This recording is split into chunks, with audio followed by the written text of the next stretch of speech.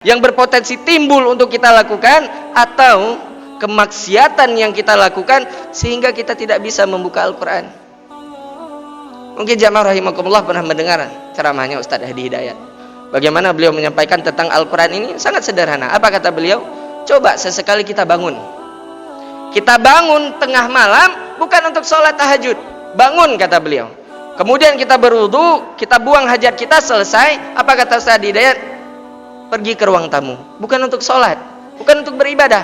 Pergi ke ruang tamu, kemudian pegang Al-Quran, jangan dibuka, jangan dibaca. Cukup pegang Al-Quran ini, kata beliau, lalu katakan pada diri kita. Di malam itu, ketika orang-orang sedang tertidur, dan hanya kita dengan Al-Quran, katakan kepada Al-Quran yang kita pegang, dosa apa yang saya lakukan sampai-sampai kitab ini pun tidak pernah saya baca.